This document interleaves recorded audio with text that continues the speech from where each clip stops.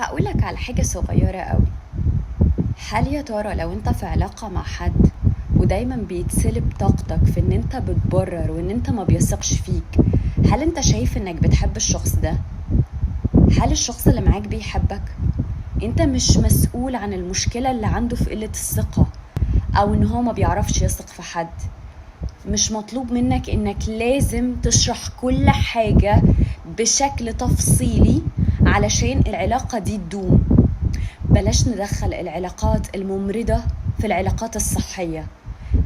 انا بيتسلب طاقتي كل يوم في ان انا ببرر لك او ان انا بديك الثقة والامان اللي انت اصلا فقده، ودي مش بتاعتي. فانا مش مطلوب مني ان انا اصدق انك بتحبني. علشان بتحبني فانا لازم احسسك بالامان اللي ناقص عندك. دي مشكلة صعبة قوي حقيقي. زي ما كل واحد بيركز ان هو يتعلم احسن تعليم، يشتغل احسن شغل، يركز كمان على النفسية. زي ما بيبقى عندنا أمية في التعليم، في أمية نفسية. ركز على ان انت تصلح من نفسك علشان لما تخش مع حد العلاقة ممكن تبقى حاسس له مشاعر بس مش قادر تثق فيه علشان انت عندك ترومات او ايشوز مش قادر تعالجها.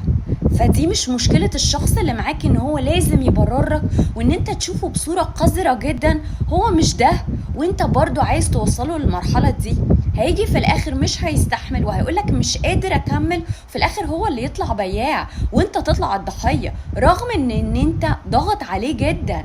فيا جماعة بليز، زي ما بنحافظ على شكلنا اجتماعيا وماديا وتعليميا، ياريت كمان نركز في النفسية، او ياريت نشتغل على دي اكتر حاجة، لانها بجد بتودي ورا الشمس وبتنهي علاقات كتير قوي.